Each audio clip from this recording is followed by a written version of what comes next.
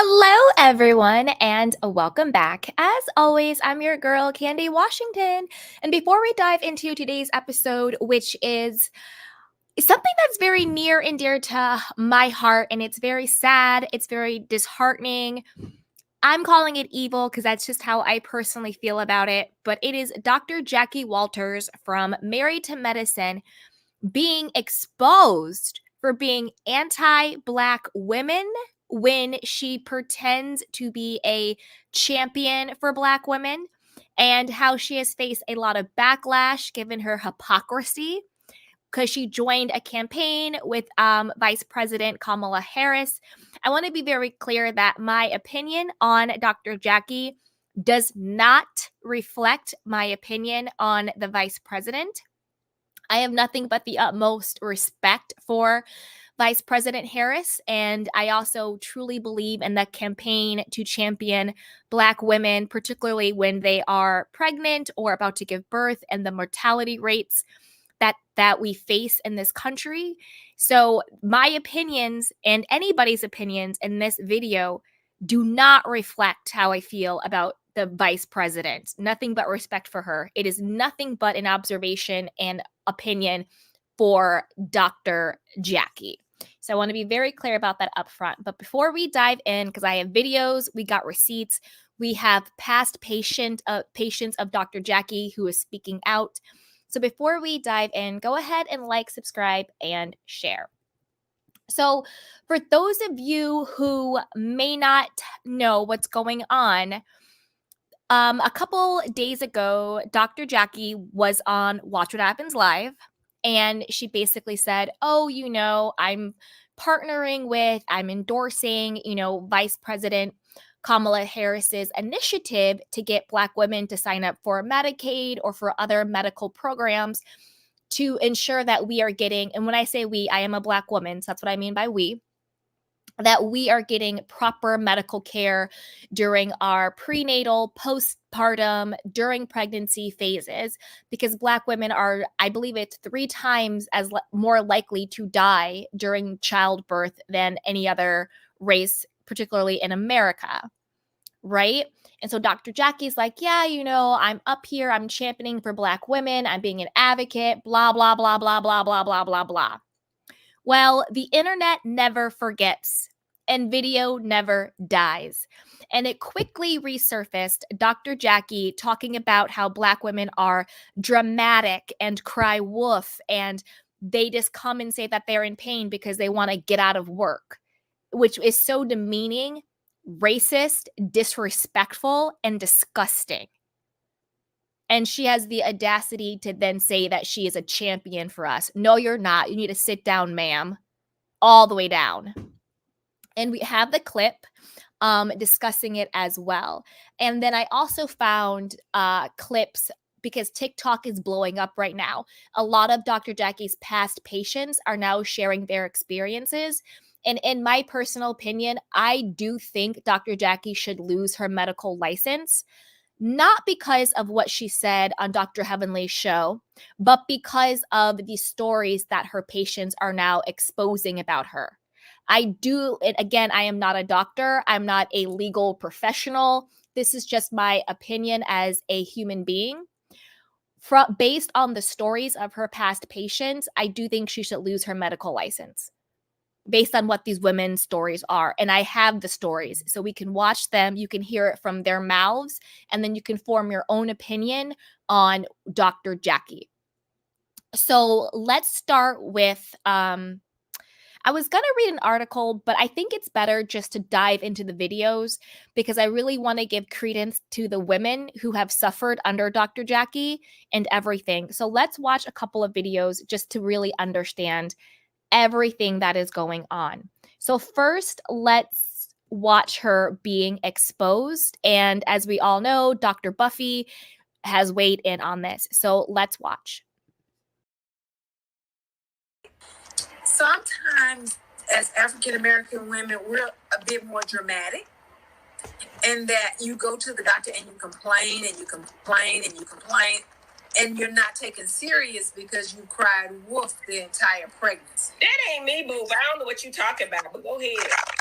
I didn't say you. I just said as African American women, we want to also make sure you're being serious with your doctor and not playing the game so I can take you off work.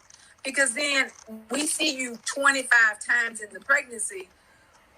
It's hard to believe that there's a true problem when there's a true problem. She said this herself, right? And for all y'all elder OBGYN fans out there, you can scroll on because you done drank the Kool-Aid, the tea, the poison, the whatever, and ain't nothing I'm gonna say get you to see the light of day. So you can scroll on. And this is my platform, and I can say what the hell I want because I've actually met the bitch, okay? The old biddy. And I can age shame her all she want because she shamed my motherfucking uterus, okay? All right, so let's begin. Y'all, bravo, because that's who set this shit up with Kamala. Y'all should have let Simone do that interview.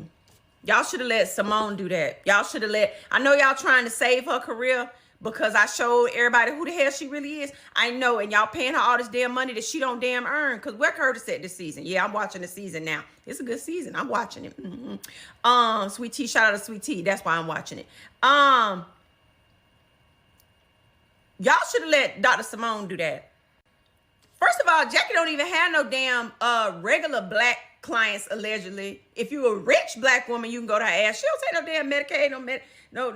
She don't take, like, the people they're talking about black mortality rates for pregnant women, she don't see them damn people. I bet she didn't tell Candy and the rest of them people, you don't need to be called off work during their pregnancy if they came in there with some damn problems. But the ones who ain't got a coin to pay you in cash, they need to prove without a shadow of a doubt that they're in fact in pain. And you a black doctor saying this fucking shit, right? Why I got so much smoke? Okay, so I'm gonna share something with y'all. And I shared this with the producers of Married to Medicine when I was on the show. My aunt Dee Dee died in childbirth. Her daughter survived. I'm so thankful her dad is gonna let her spend Christmas at my house, at our house this year. January 9th is the day that my aunt died and my little cousin's birthday. And my aunt went to her doctor, who's a black woman, and said she was having headaches and having pains, and she didn't believe my aunt. She didn't believe her. She didn't believe her. And I remember January 8th like it was yesterday. And there's so many things I wish that I had done differently. My aunt wasn't feeling well. We had a funeral in our family the next day, and I said, I better not see you. You better not be at that funeral. I better not hear that you went to that funeral. You need to stay in bed and rest. And she had gone to the doctor on January 8th, and they sent her home, and her blood pressure was through the roof. The next morning, her husband took her to the emergency room, and my aunt had a stroke. They took the baby, and she died. Okay. So that was basically Dr. Buffy giving her 2 cents on what Dr. Jackie did. I also want to weigh in on what with what Dr. Jackie said when she was like, oh, you know, the black women coming in being dramatic. We see you 23, 25 times. It's hard to believe you. The reason why we have to keep going back time and time and time again is because we're not believed the first time. It's not because we're lying. It's not because we're dramatic. It's not because we're crying wolf. It's not because we want off of work. It's because people like your ignorant ass self don't believe us. And this is another reason why Dr. Jackie is evil. She herself is a woman who is unable to have children because she had cancer. Her cheating husband lied to her and said that they could adopt, but kept feeding her a bunch of lies, and they never adopted a child, and which makes her extremely, extremely bitter and angry and with a chip on her shoulder. Let's not forget when she exposed Dr. Buffy being, quote, infertile. I have the clip, so let's watch it. Actually, before we watch that, I'm going to share the clip of the young woman who is an client of Dr. Jackie's. And after hearing this woman's story, this is why I think she should lose her license, because this isn't the only woman she's done this to. Okay? Y'all, I'm seeing Dr. Jackie all over my For You page in regards to the comments she made about Black women, and I just want to give my 2 cents. I chose Dr. Jackie because, she's in the Atlanta area. She was a Black female doctor, and knowing like the high mortality rate with Black women during childbirth, I wanted to feel protected, so I wanted a Black doctor. But honestly, this was the most traumatic birthing experience I could have possibly thought I would have went through. To make a long story short, the day I turned 38 weeks, Dr. Jackie decided to induce me because they thought my baby had a low birth weight, meaning they thought he only weighed like 5 pounds. I went to the hospital that day not knowing that I was going to be spending the next 3 days in labor in excruciating pain. And not only was it painful for me, it was painful for my child because his heart rate was going up and down, up and down, up and down, with them trying to exhaust every option they could to get him out of me. So when all their methods failed, they ended up telling me that I had to have an emergency C-section because his heart rate had got too low. And y'all, when I tell y'all I was bawling from the moment they told me to the moment they put me on a table, crying, couldn't talk, like I couldn't even open my mouth. After that was all said and done, weighed him, he ended up being 6 pounds, 8 ounces, meaning he didn't have a low birth weight and he could have stayed in me until he was ready to come out. Mind you, in those 3 days, I didn't see Dr. Jackie one time. Not one time did I see her. And I had my baby during COVID, so it was only one person allowed in the delivery room, me and my mom, and I was scared out of my mind, okay? Scared. And then my baby, like now he has like developmental delays, and I don't know if I should associate that with them inducing me, because personally I feel like if they let him cook a little bit longer, he would have been fine. But who am I to say that's correlated? But that's just my story and I'm sticking to it, and I will not be going back to her. I mean, I think she should say that they are correlated, in my personal opinion. Your OBGYN induces you early under the false assumption, whether she was really assumed it or she just said that because she wanted to clear her files. It seemed like it's at 38 weeks. She's like, okay, we're going to induce you. Turns out the baby was healthy and should have stayed in, the oven and cook longer. I think that the mother, in my opinion, has a medical malpractice case on her hands. You induce me, you traumatize my unborn child, and now my child has, mental and developmental delays because you basically made him premature when there was no medical sound reason to do this other than you wanted to clear your files and check people off, and then you weren't even with her. That to me sounds like a medical malpractice case. Again, I'm not a doctor, I'm not a lawyer, I'm just a person listening to somebody's traumatic story. That is really, really scary. Really, really scary, really, really psycho. Let's see what else, because I got some more videos for you guys. Let's watch when Dr. Jackie exposed Dr. Buffy's infertility.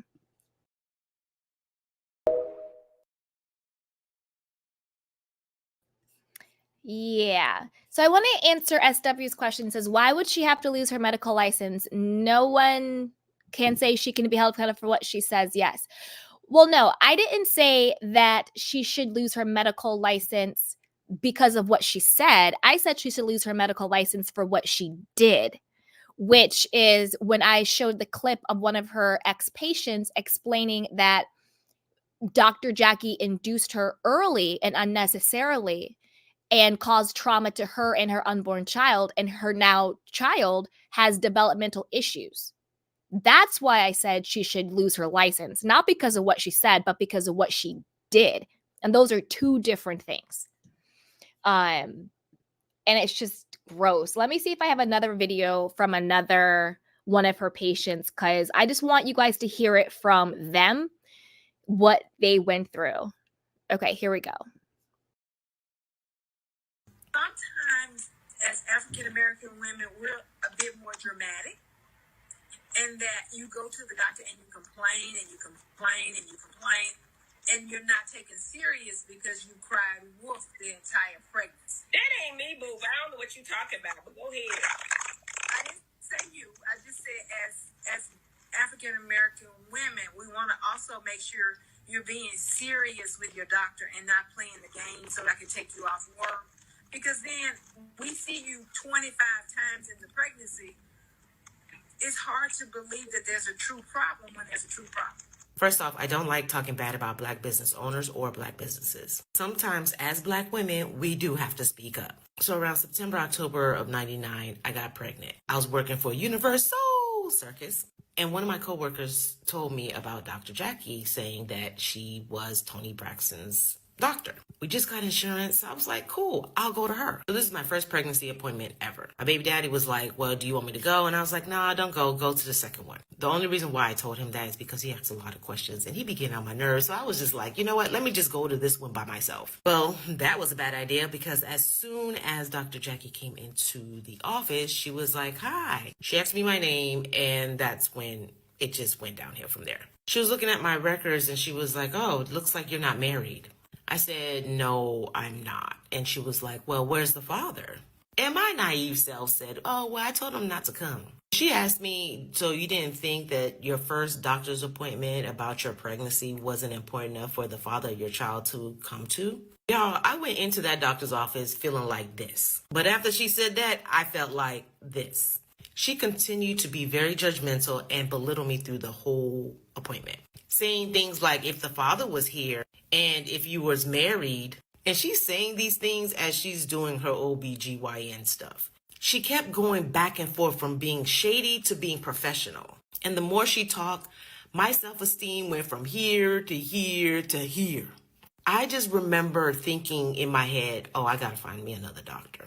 We didn't have internet at my house at the time, but I just remember thinking, as soon as I get home, I'm going to go back into that big, thick book that they give you with all the doctors in it. I was going to go through that and find me another doctor. So I remember leaving the appointment with my due date and prenatal pills. Everything else is just a blur. I ended up getting laid off, so I decided to move back to our hometown to have our child. So I ended up losing my health care coverage and ended up having to go on Medicaid. I don't know what they did to Medicaid now, but back in the late 1900s, having Medicaid was the shit. I ended up going to this white doctor because I was just like, you know what, I'll just go to anybody after Dr. Jackie. And after that first appointment, I was like, yeah, I need to find me another doctor. I ended up going on different hospital tours, and I was highly recommended to another Black doctor at Baptist Health. Shout out to Dr. Mark Spence in South Miami. However, I did not have a good experience in the hospital because the nurses felt like I was being very dramatic whenever I had my labor pains. As soon as I saw the epidural person come in, I got quiet and I just started relaxing myself because I was not trying to get paralyzed when they were administering the epidural. So I got the epidural, and then the person goes and says, oh, well, I thought you were going to be a problem. And I was like, why would you think that? And they were like, oh, the nurses already warned me about you. And he was like, oh, well, they told me that you've been screaming the whole time that you've been here. And one of the raggedy nurses was in the room when he said this. So my mama turns to the raggedy nurse and the epidural man and was like, I've had 5 girls. So when you're having a baby, you're not supposed to scream? And that raggedy nurse looked at my mama and said, not the way she's screaming. And this was back in 2000, so I'm not surprised to see that Dr. Jackie said all of this about Black women when it comes to being pregnant. It's not only insensitive, but it's very dangerous. I feel like a lot of healthcare providers and Dr. Jackie do not think Black women are human. I think that they don't give a fuck about their Black patients. And there's a lot of greedy healthcare providers with a lot of hatred for their Black patients. And if you're a healthcare provider and you get offended by this, then you're exactly who I'm talking about. Yep. So this isn't just my opinion on things. I wanted to bring all of the receipts. This is from their own mouths. This is from their own direct experience with Dr. Jackie. So I mean, I called it way before. I actually stopped watching this season of Married to Medicine before this even happened. That's why I haven't been recapping it, because I just stopped watching it. But I've always said Dr. Jackie was very bitter, very mean, and very like witch energy. She just seems like a witch to me. She's not kind, she's not warm, she's not open, she's vindictive, and I'm not happy she's being exposed, but I'm not in like a yay way, but like I'm happy that she's being called out and that this issue is being pushed to the forefront, especially now because she's trying to be so fake and phony and kiss, our vice president's butt. Again, no disrespect to Vice President Kamala Harris, nothing but utmost respect for her. My opinion on Dr. Jackie does not reflect my feelings on the vice president. I think this is more of another example of people need to do their due diligence before they do partnerships with these so-called reality stars, athletes, singers, musicians, actors, because a lot of the times we have to remember these quote celebrities are just people. They're just human beings. And so they probably have some pretty bad tweets, some pretty bad, YouTube, some pretty bad stuff out there. That's why now you see so many celebrities being exposed. Look at Puff Daddy, TD Jakes, just so many people now are just being exposed for who they are. It's crazy. Jonathan Mayers, like all that stuff. Like there's so many people who are now being exposed, whether it's actual like assaults or whatever it is, or just for how evil they are, like Dr. Jackie, like you have to be a special type of evil to go into a service of, I want to help women have children, and then proclaim to be an advocate for Black women, but yet this is how you treat Black women. But when it suits your image and your ego, all of a sudden you want to flip your tune and recite some statistics about Black women dying during childbirth on Watch What Happens Live to your boss daddy Andy Cohen, when the whole time this is how you are actually treating us. It's disgusting. And I'm not being dramatic, as Dr. Jackie would call me, since I'm a Black woman having an opinion. I'm being serious when I say it's evil. Inducing women to have children when the baby's not fully matured in the womb yet, and then their children are now having developmental issues, being emotionally abusive to your patients, shaming them because there's not a man in the room with them. Dr. Jackie, your husband doesn't even live with you in your house. He's in the Dominican Republic living his best life. He's off in hotel rooms with little twerk girls cheating on you. Because I said this also from day one.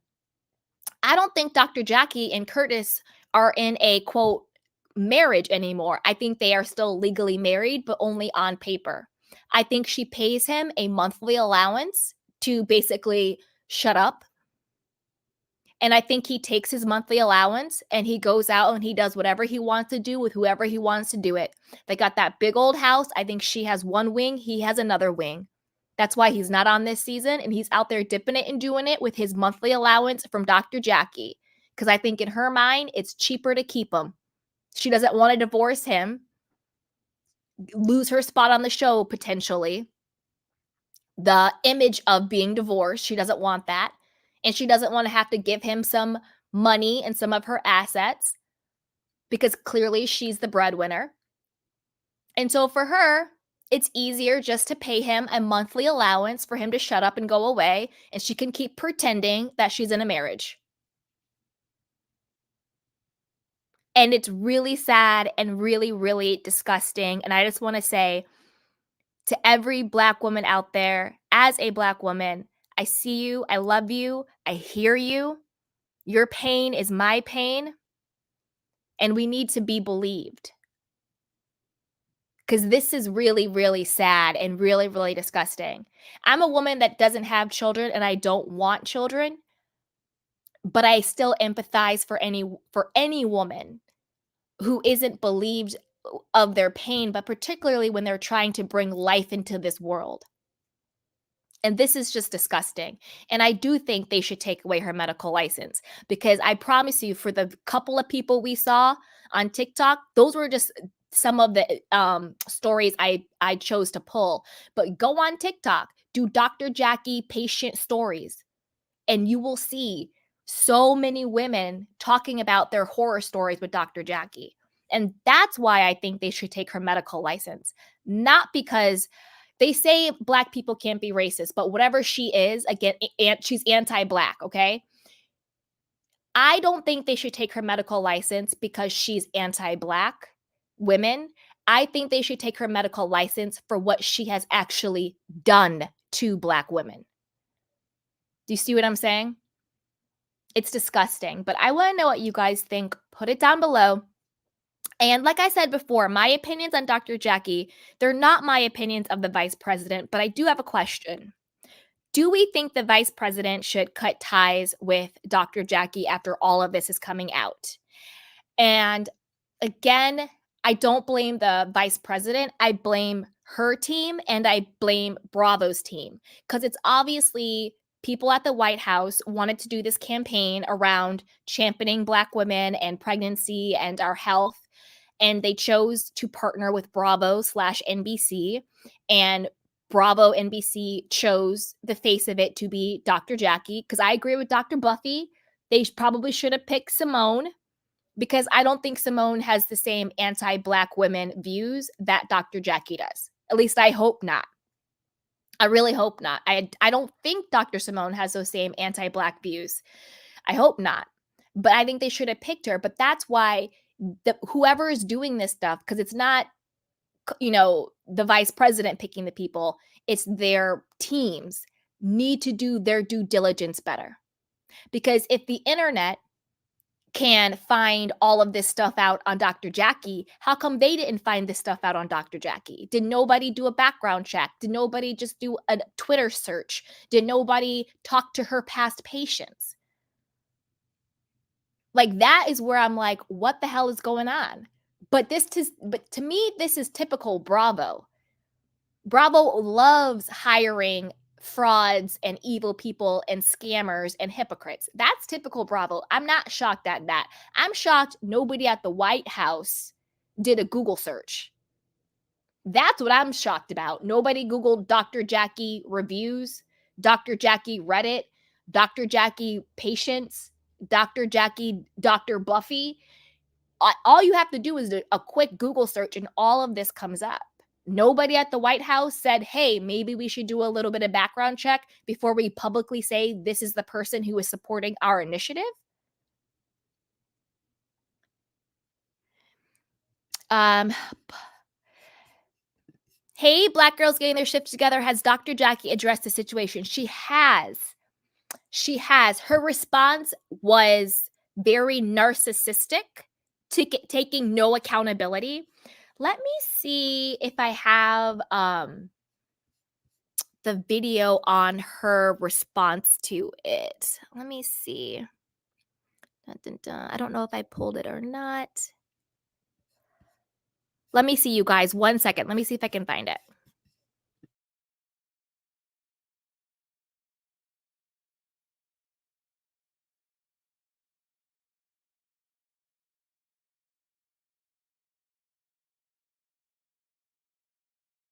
Okay, I found it.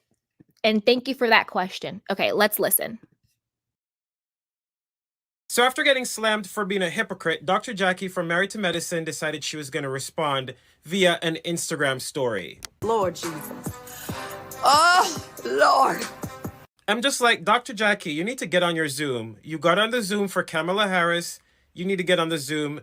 We want to see your face. This isn't even an apology. It's basically she's saying recently a clip from a nearly 2-hour video was taken out of context to make it appear that I somehow take lightly what I have advocated for concerning the devastating problem facing Black mental health crisis. It has been my life's work to highlight and attempt to rectify the issues that devastatingly impact Black maternal mothers versus our counterparts. And she went on to say all this. You can pause to read it or go to her profile and read it. This ain't it, sis. She's basically telling everyone, you need to get your story right and get your facts right. I want to know, where was Dr. Heavenly to tell her, Don't do that. Don't do that. Now, we all know that Dr. Jackie is no angel. She's a human and she makes mistakes. I'm just like, just apologize, just own it. I honestly feel like these ladies with their mean girl attitude, they're going to bring this whole franchise down, and I hope it doesn't happen. But this is where it's going.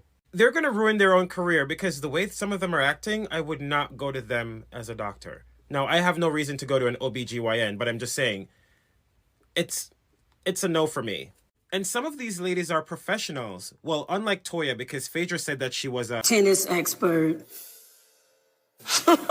Now, do you guys think that this is going to affect Dr. Jackie and her contract for next season? Or do you think they're just going to bring her back in hopes that this is going to get more views because it's drama?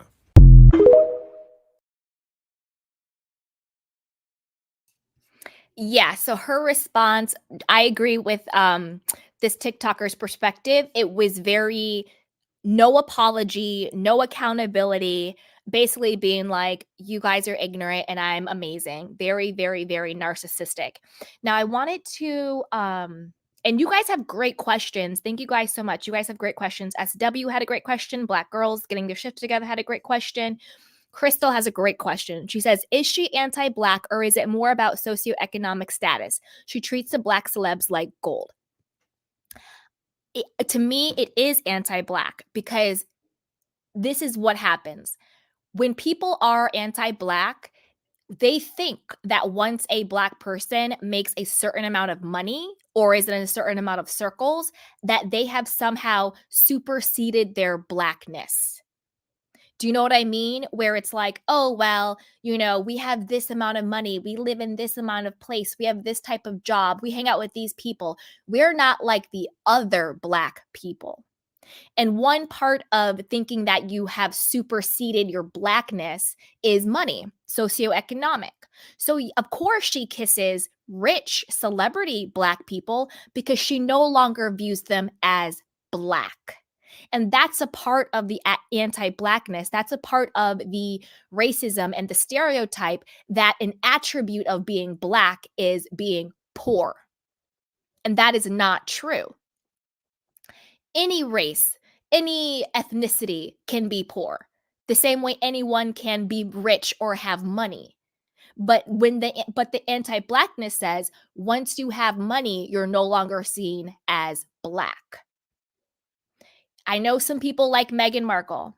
I have nothing personally against her, but I think she sort of has that same mentality. Like a lot of certain Black-ish people have, that I made it this far. I have this level of X, Y, and Z.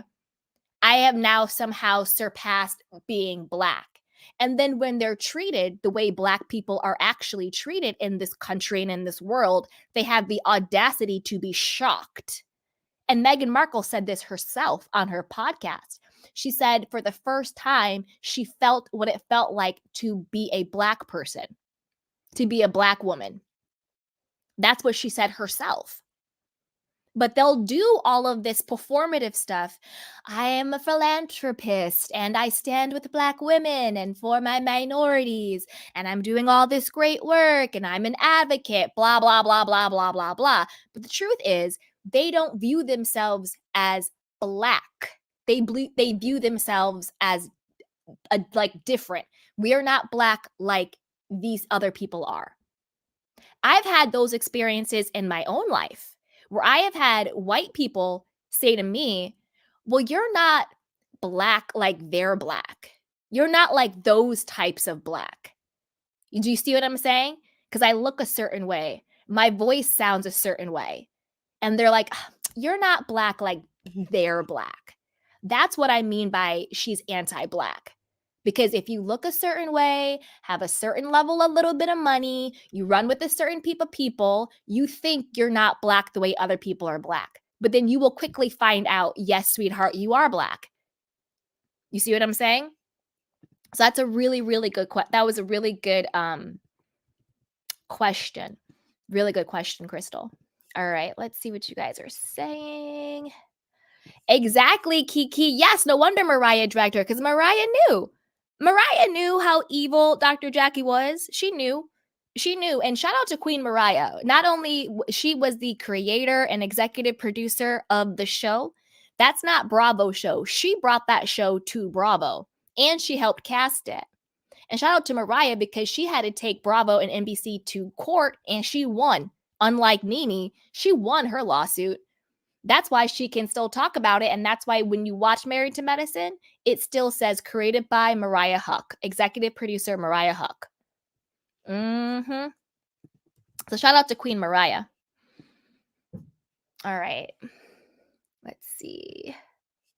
Sasha T says, but they're going after Quad for accountability. Oh, okay. Exactly. Exactly. Now, to me, my issue with, I don't like Quad, but I don't like Quad for a very different reason.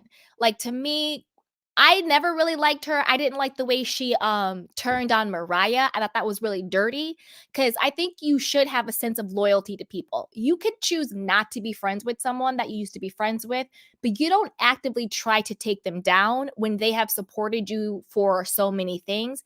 But when Quad really lost me was when she accused what's her name, Toya, of having an affair, and then she accused Toya of being a part of the felony robberies against Anila, which clearly was a lie. That's when Quad lost me. So I agree, them trying to gang up on Quad was dead wrong, considering how evil they are, but Quad's not innocent. But the severity of it, like Quad talking about Toya and, you know, sort of being uppity when she got Sister Circle, is apples to oranges with what Dr. Jackie has done to Black women and Black mothers. So I agree with you, Sasha, 100%. 100%. All right, let's see what you guys are saying. And these are really, really good questions. Tian says, LOL. Hey, Tian, how are you, sweetheart? You know, I'm going to drop the link in case anybody wants to come up and chat. There's no pressure, but if anybody wants to come up and share their thoughts, you guys are more than welcome to, as I take some more of your Candy Cane questions and comments. Felicia says, yes, Candy, I've been told I'm not Mexican like the others. Exactly. Exactly. It's so, and you know what the most disgusting part of that is that the person saying it to you actually thinks that they are giving you a compliment. Like, oh, no, Candy, you're not Black like they're Black. And in their mind, they think you're giving you a compliment. And that's the most disgusting thing. So disgusting. It's horrible. Katrina said, Predator forehead Quad. Not Predator forehead Quad. You guys are amazing. Played herself the way she rallied around those women to get Mariah out and then turned around and got her out the same way. What a boomerang effect. That part, Katrina. That part. Because what goes around comes around. And that's what I was saying. That's why I don't rock with Quad. Because the way she did Mariah was just so dirty. And just like you said, you know, they then turned around and did the same thing to her. Because this is the thing. They don't like you, boo-boo, at all. Hey, G Sawyer says, hi, Candy Girl and everyone. Hey, sweetheart. Hey, Tian, you want to share? Hi, yes. Happy holidays, Candy Canes. You too. Yeah, I think I put some comments up before the live even started. Okay, and let me see if I can find them. Yeah. Okay. Okay, go. Oh, Tian? Yeah, I think. Yes, I'm here. Sorry. Yeah, I don't think she should lose her license, but I think it was just very irresponsible for her to contribute to the stigma that, you know, women of color try to get out of work or, you know, exaggerate, you know, their ailments or symptoms. Mm-hmm.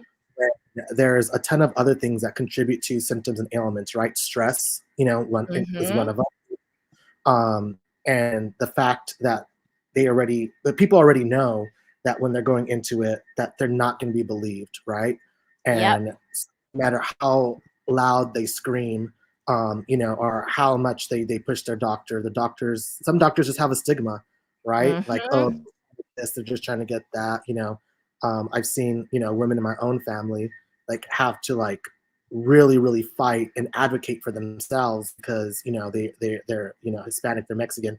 And, you know, doctors are like, oh no, like you know, what would you know? You know, and, you know, it's just really sad that, like, you know, the maternal mortality rate is 3 times that for Black women of over white women, right? So there is clearly a disparity and a lack of empathy and also a lack of attention in the healthcare system. I think overall in general, but especially for women of color and especially for, you know, Black women. Exactly. And I think you brought up a very great point about the additional factors that go into the pain and the stress levels of Black women. You know, just being Black or even any type of minority in our country or in the world, wherever you may be, we always sort of think, am I not going to be believed? Is this going to be hard for me? Are people coming at me because of the color of my skin?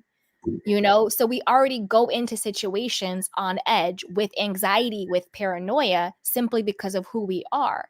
And that is an added stress level in any situation, but particularly when you're pregnant. So I think you are spot on bringing up the fact that there are these external factors that should be considered when we get medical care. Yeah, I totally agree. And sometimes it's even just presumed or assumed that the answer will be no or you won't be taken care of, right? I was like watching something and this woman, she is Mexican and she didn't have health insurance and, you know, is trying to get her citizenship, and everybody was like, oh, go to this clinic, go to this clinic, you know, they can help you, like in her area. And she was like, no, they won't help me. So already it's like, you being told no so many times, you know, you just assume that the answer will be no every single time, you know, which is really sad. It is really sad. And when Dr. Jackie was like, oh, you know, you've been in here 25 times and blah, blah, blah, blah. Well, the reason why we have to go back 25 times is because we're not believed the first time. So when somebody is believed the first time, we don't have to keep going back 25 times just to be heard, you know? Absolutely. Yeah, it's really sad, you know, that this is a free America, but, you know, the healthcare system just really fails so many people. So many You know, people. fortunate. Yep. And I was living for Buffy. I love because, Dr. Buffy. yeah, and I think, although albeit I'm not one to like hold grudges, but I can understand that like it's probably reopening up the wound of, you know, Dr. Jackie disclosing personal medical information that Buffy shared, albeit Dr. Jackie didn't involve any HIPAA because Dr. Jackie is not her doctor, but still that is it's none of Dr. Jackie's business to announce anything about anybody's medical anything, right? Especially on a huge stage in front of a bunch of other people. And I understand that, like, even hearing this, Buffy probably feels vindicated, but it also probably just reopens up a wound that, you know, she's, you know, kind of had to tend to while being on the show, while the cast and producers really put Dr. Jackie up on a pedestal and kind of just dismissed Buffy's feelings.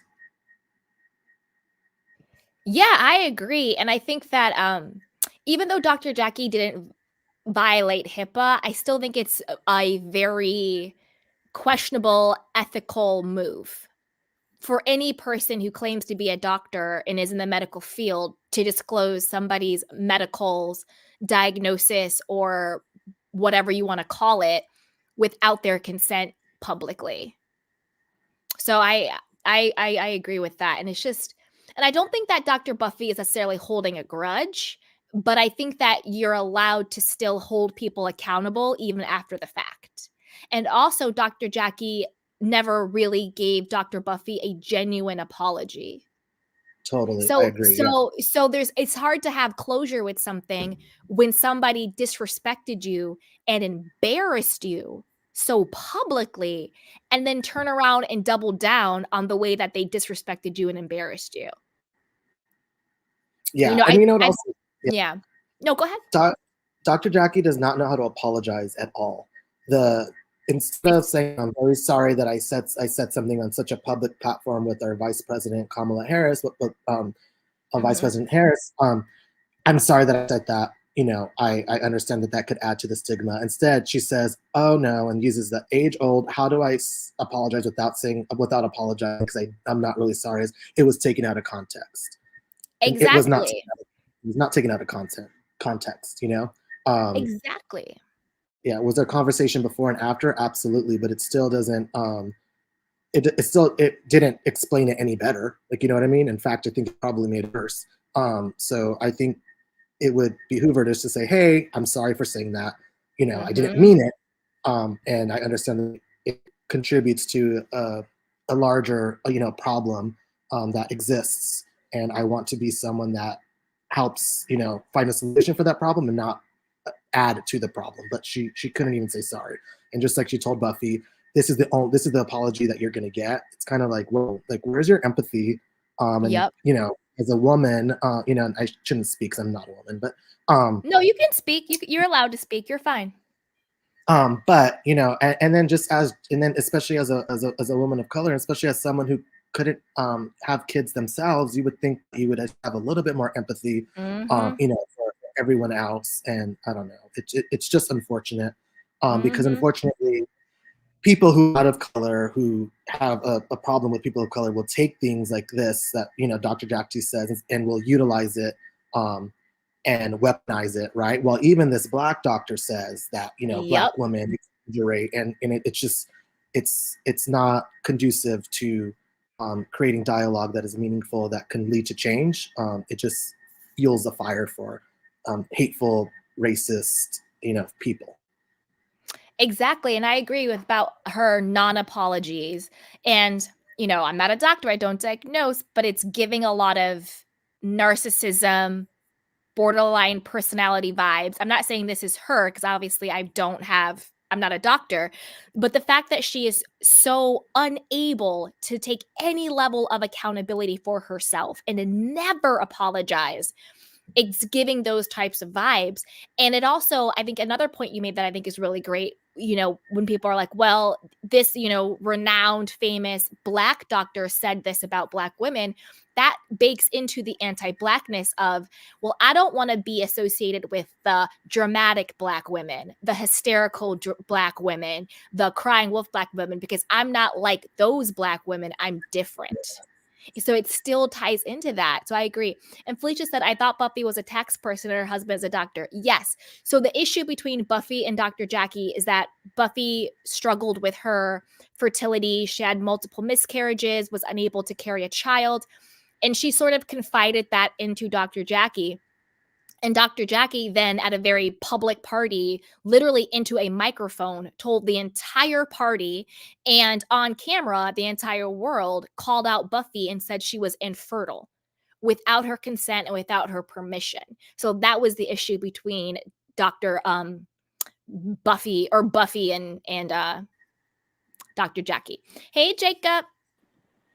Oh my Lord. When I I know. saw this, when I saw this video resurface, I didn't realize that it was a few years old.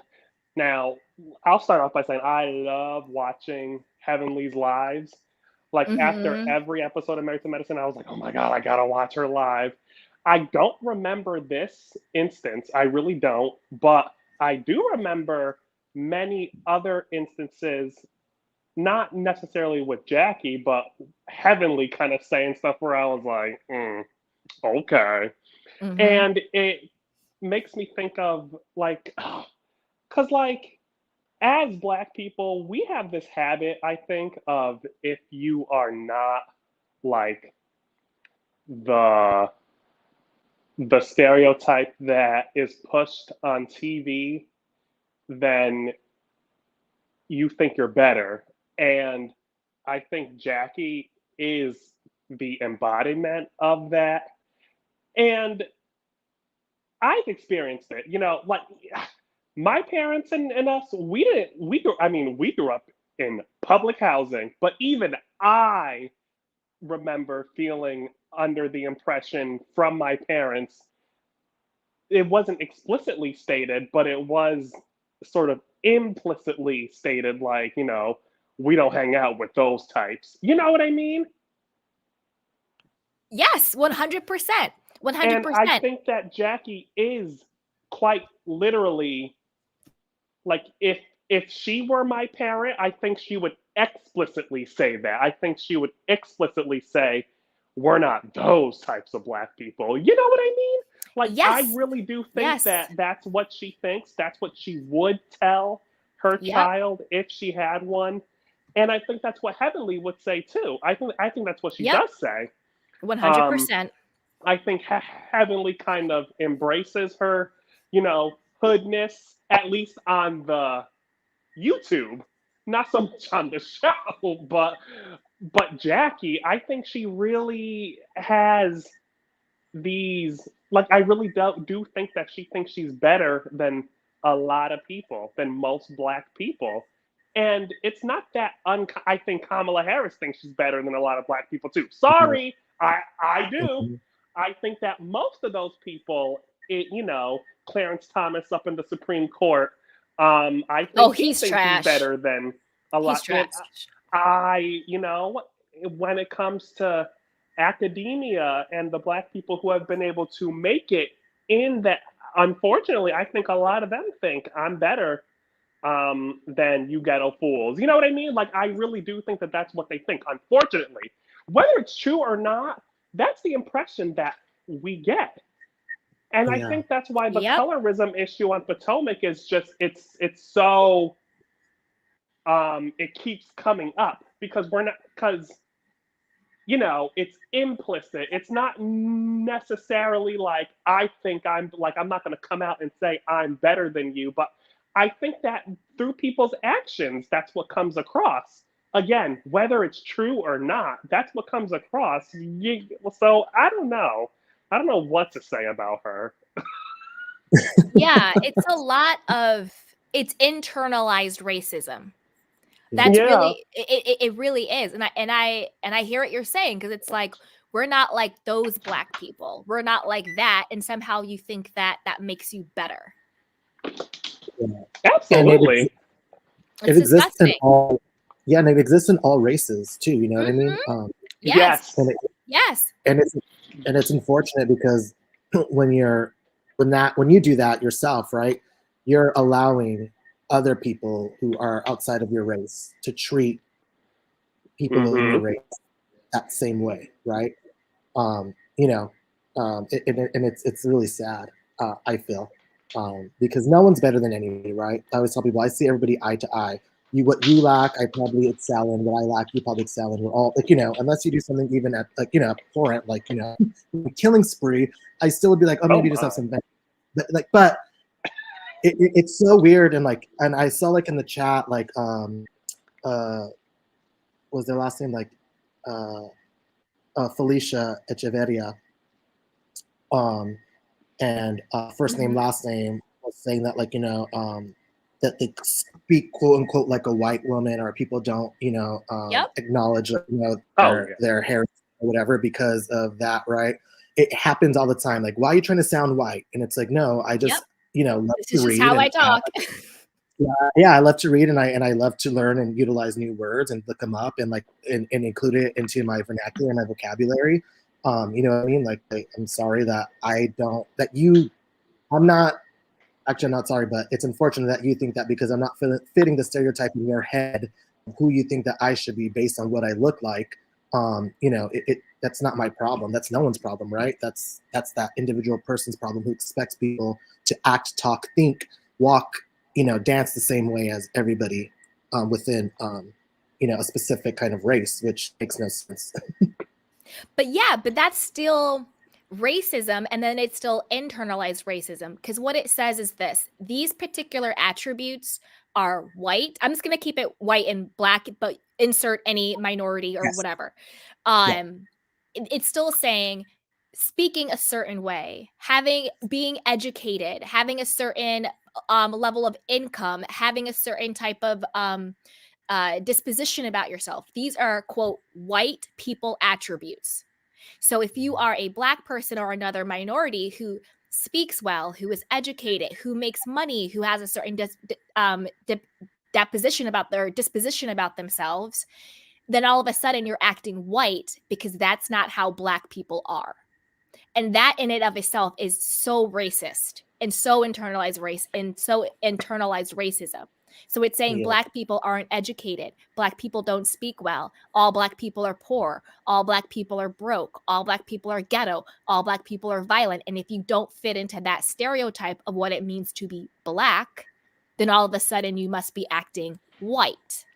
Mm-hmm. That is racism. Yeah. 100%. Instead of saying, no, all people can be violent.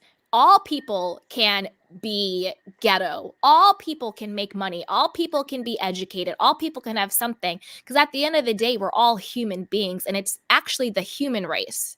That's why you have all types of people within every single ethnicity, or, Black or white. You have poor white people, you have poor Black people, you have educated white people, you have educated Black people.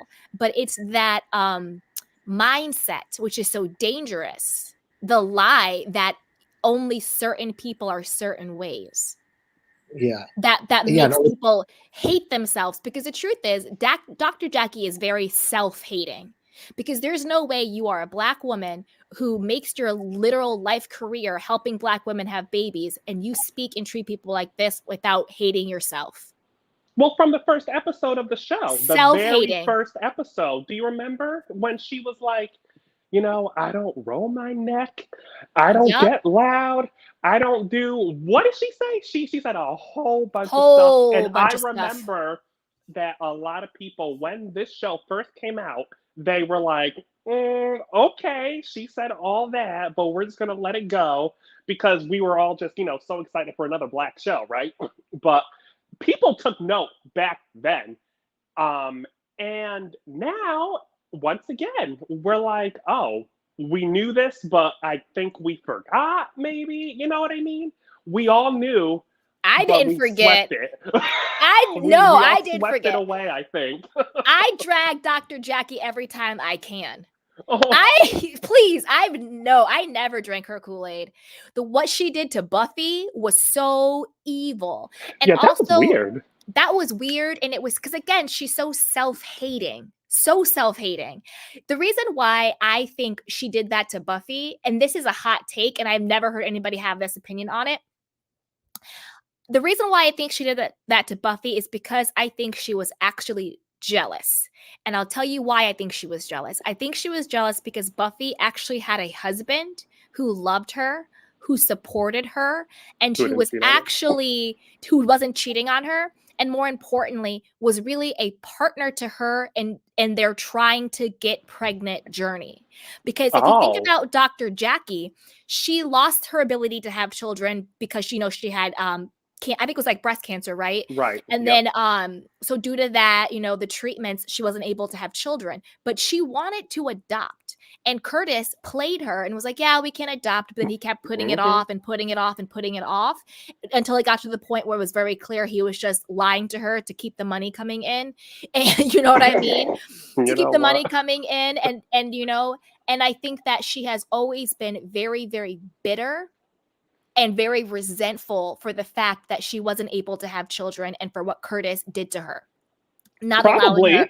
And I think she saw herself in Buffy, because again, Buffy's Black, she's a woman, but Buffy has the money. So she's in that, certain level of Black people. But yet Buffy actually has the support system and the husband who is writing for her so hard to have the child. And I think that is what actually triggered Dr. Jackie. And Dr. Jackie is so evil, she was like, I'm going to take you down a peg or two. Because it doesn't make sense why she would target Buffy like that. Yeah. Because what she did to Buffy was so dirty. So that's the only reason why I think she would do that to her. Probably. And Buffy also, I'm pretty sure she was born with some money too. Which is also different than 100%. All the women on this show grew up, which is 100%. Fine. But it is potentially something that she could be jealous of. Buffy had a house manager and Mhm. has someone that handles this and that, and Yeah. it's so Yeah. ridiculous for Jackie to be jealous of that, because I just don't get it when people have so much and you're still jealous. Yep. Like Yeah. you're still this When it mad. What when more it do could you have been a want? Yep. yeah. When it could have been a connection, you know what I mean? Hey, we both have, Yeah. Exactly. inabilities to do this. Like, you know what I mean? Let's, work. How do we lean on one another? And I understand how important it is for you. It was important for me. Like, but instead, um, it was, you know, um, Dr. Jackie trying to have a GPS on her husband because who knows where he was at. That And part. Buffy knew exactly where her husband was and, is. Mhm. And where is Curtis this season? He's up in the Dominican Republic with his twerk boo, because Curtis, it doesn't like Dr. Jackie sexually. Curtis like Mm. those girls with the big butts, because this is the thing. When he cheats on her with those like twerk girls, those like in the Insta club thoughts. girls. You know what I'm the Insta thoughts. Exactly. He's not looking for chicken bone Dr. Jackie, and I'm not body shaming. She very much loves being rail thin. I think she has some issues with her eating. I'm not trying to out anybody, but this is just she herself has put that on the show. She has a lot of restrictions and control around food. She body shames other people. She's mean as hell. Right. Who said it? Is someone in the chat? Oh, I lost it. Someone said, Oh, what did someone say? I don't know, but someone said earlier, like all people can be this, or Yeah. I think oh, Adam. Natasha also said like all the people could be trash and such. When we were talking Yeah, about the stereotype thing, yeah, and unfortunately, these types of conversations sort of stop at conversations. I mean, stop at statements such as what Jackie makes. Like, Mm. you, like, yep, but what people don't talk about is that a lot of this stuff is all of this stuff in terms of the stereotypes that are out there. All of this stuff was by design by the government. Let's not forget that Totally. exactly. my grandparents, for example, they couldn't live wherever they wanted to because the law said Mhm. so. Yeah. It's like Exactly. they were in poor neighborhoods because the government said so. It's not because, of dumb, like black people are dumb. And unfortunately, like I said, these conversations stop at such a early point when if we all just stopped saying the stupid stuff and went a little bit deeper. I, Mhm. I'm not trying to get political on your channel. I feel like I always say that, but like, No, it's okay. It's it fine. just we could get so much farther if we Mhm. actually talk about the history. Why does this stereotype exist about black people or Mhm. Asian people? Why isn't that where the conversation goes to? You know what I mean? It always just Mhm. stops at this is the case and it'll keep them away. That's what it stops at, unfortunately. Yeah. Totally. I What? mean, it's the reason why. I'm sorry. Oh no, go ahead, Tian. You go ahead. It's the reason why freeways run through urban cities, Robert Moses. right? Yep. Because who cares? Where people of color are disposable. They don't need to have lawns, and they don't need to have anything Absolutely. like that. Uh-huh. Put The them in. father of the highway system, Robert Moses, he designed it. Mm-hmm. Totally. And I know everybody this. can. Mm-hmm. But Kim and Croy, they're ghetto. They're trash. I think that They are they like hood. and That part. and it's like, but we would never say that, right? We'd be like, oh my god, they called the cops again, even though they're abusing the public services. But they're ghetto. I think they're one of the most right now. They're just trash. Those and it sucks Mm-hmm. because they're going through. She been ghetto. Yeah, you're right. Let's be honest. Yeah. Yup. And another thing about Jackie, Mhm. someone said, I think Natasha also wrote in the chat, elitism, or someone wrote that, or Yes. classism. And it makes me think of Contessa's nanny, Remember when Ooh. at the reunion, because she was filming and then it was done by episode like 4. And I remember thinking, okay, she really did quit. She really did throw a shoe at her or whatever. And at the reunion, Contessa was like, yes, she heard classist and elitist comments from these women. That's what Contessa said. And I'm thinking now, oh, I bet you Jackie said something stupid. I bet you she said something thinking she wasn't being heard. But I'm sure, 100%. and I'm sure Simone participated a little bit. But I think the main culprit was probably Jackie. That's what I think, because she's been making these comments 100%. for the longest. From day one, just like you said, from episode 1, season 1. And nothing has changed. Jackie to me is a very cold person. She's always seemed very brittle and bitter and resentful and just very cold. And when I was researching for this live today, and I watched some of her old episodes when she was with Toni Braxton, I think it was. She was her doctor when she was having babies. She was the same way. Just very and this clip was from like years ago. Like Dr. Jackie was looking like she had a little she wasn't the Dr. Jackie we see today. She looked like her face was different. Her face was different, her hair was different, like all of that. But the nastiness was still there. That very coldness was still there. Wow. And I'm just like, there needs to be more screenings for personality types for people who are going into certain fields where they have to deal with people. And like the woman that in the clip we showed with the woman who was saying how Jackie was emotionally abusing her when she went to her when she was pregnant, she was basically shaming her like, well, where's the oh, I see you're not married. Where's the father? Oh, you didn't think that you're pregnant, that this like pregnancy appointment was important enough for the father to be here, like basically shaming this woman because she had to go to the appointment by herself. Girl, people gotta work. Like what? Exactly. And also, it's none of your business, Jackie. Where's your husband at? You need to be worried about your man. Why are you talking about other people's man? Okay. You need to be worried about your own household.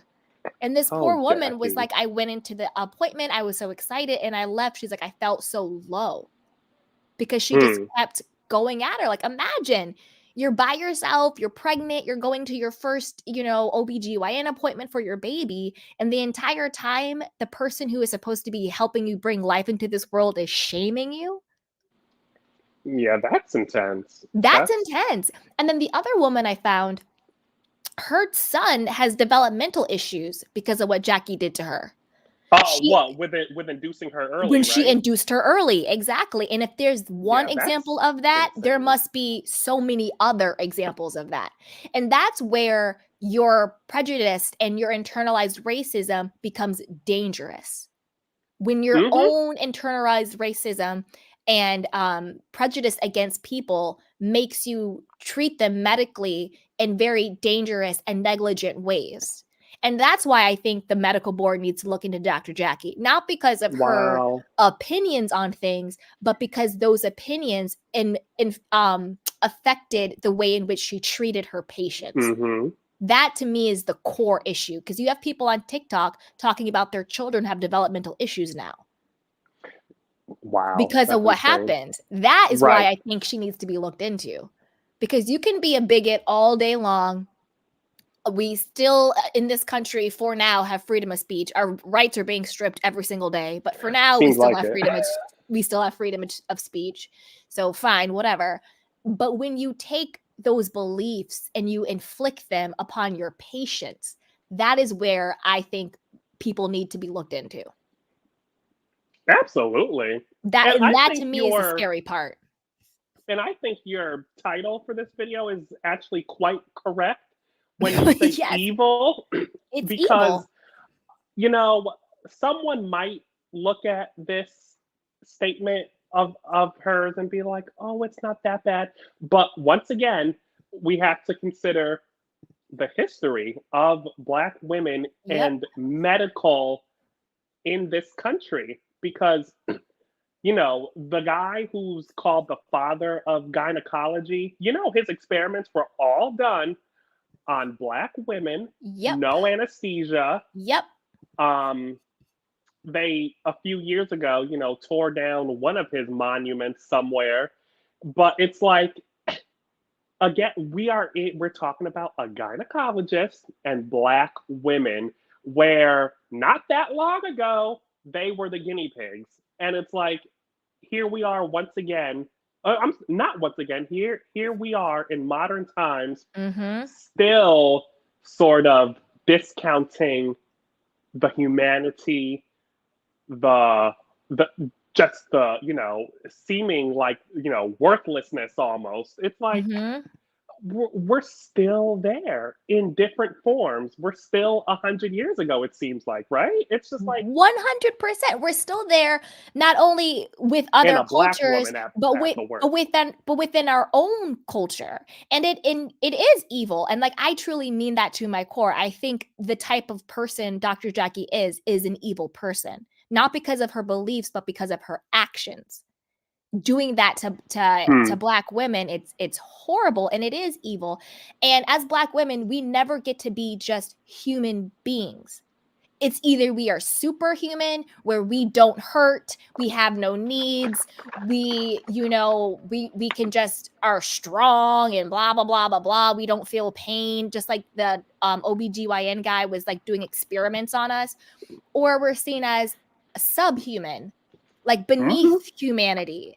You know, you can treat us any type of way. We're just sexual objects. We're things to be experimented on. But we're never just seen as human beings. We're never just seen as women. And that's the sickest part, because that's who we are. But we never get to be that. Even look at Beverly Hills. What's happening with Garcelle versus Dorit? I was reading people tweets and it was so disgusting. I was like, I got to get off of Twitter. It's a cesspool. People were still defending Dorit. Oh, Garcelle plays the race card. She'll take accountability. It's like, she's not playing the race card. But anytime Garcelle tries to just be a normal person, Dorit goes after her. Yeah.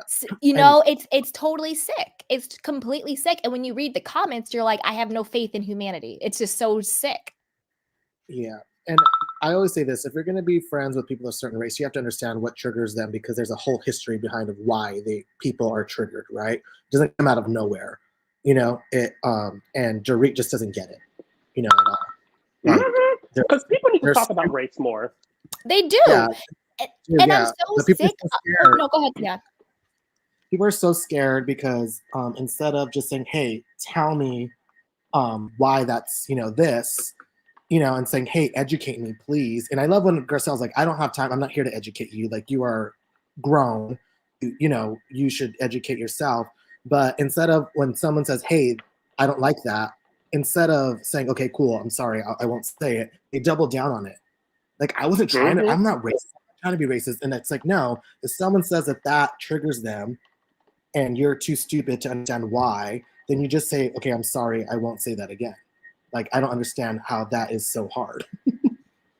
Exactly. And what is so frustrating is that whenever Garcelle has a normal reaction to how she's being treated, she always has to then defend her feelings. Where it's like but like if Dorit reacts to something, it's, oh my God, Dorit, are you okay? You're PTSD. Well. Oh God. If Kyle loses her damn mind every other scene, it's, oh my God, Kyle, are you okay? Something's, you know, blah, blah, blah.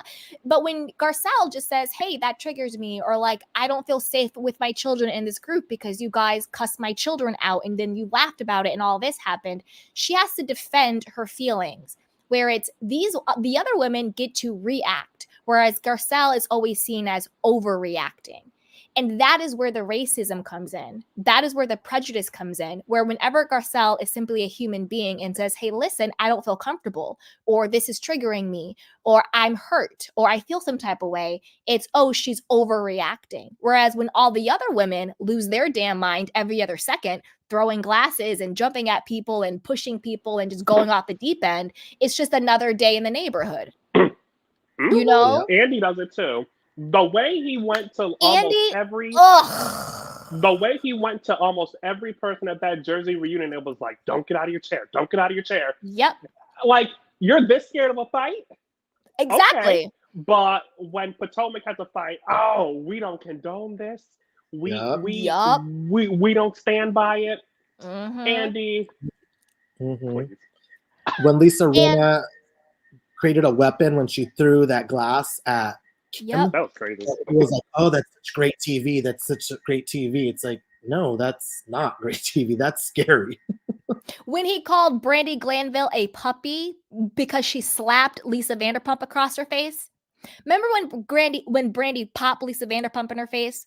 And it was on the boat. And then at the reunion, it was either a reunion or Watch What Happens Live. One of the two with weird Andy Cohen. Reunion. It was the reunion. It was like, oh, she's like a puppy. It's like, no, she assaulted someone. But if one of the Black Housewives had done that, oh my gosh, we would have Instagram posts and Twitter posts. We do not condone this and blah, blah, blah. Let's have the tough conversations. Shut up, Andy. And Andy was so dirty and so wrong on the last year reunion. The way he treated Garcelle when it came out that Lisa Rinna was the one who threw Garcelle's book in the trash. And she made Erica post about it on social media. So everybody thought it was Erica that threw out Garcelle's book. And Andy sat there and was just like, oh, wow, Erica, you really took that for Lisa Rinna. Wow, good for you. And Erica's like, yeah, I hold it down. And he's all laughing with them.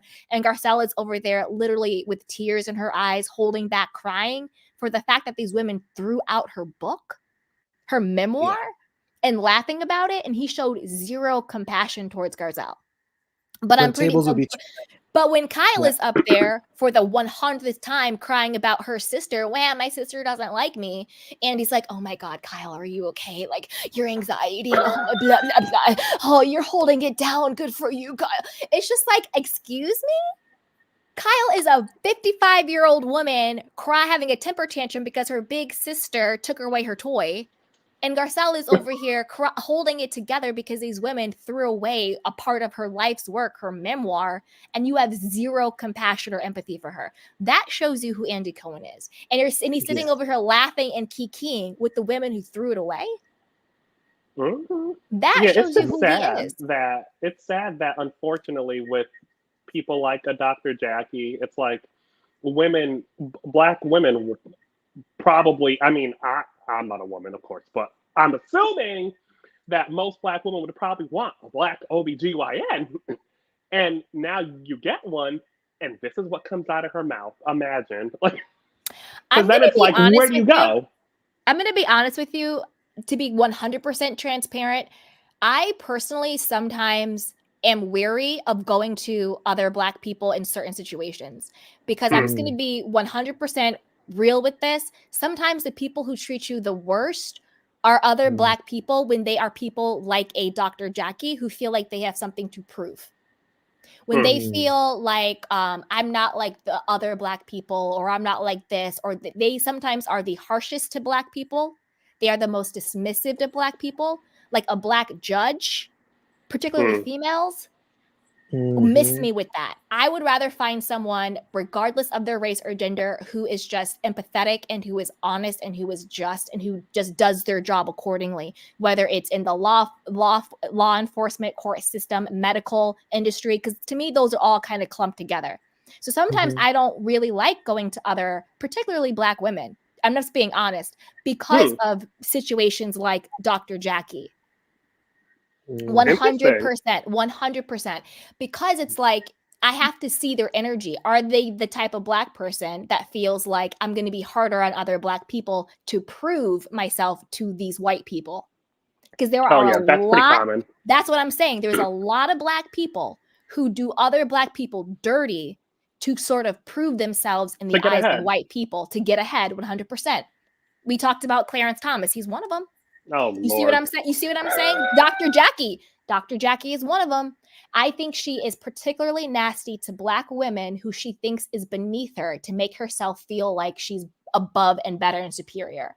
So sometimes when it comes to dealing with other Black people in certain situations like that, I always want to make sure like are you like me and like we good? Like, you know, like are Right. we good? You know what I mean? Like, are we cool?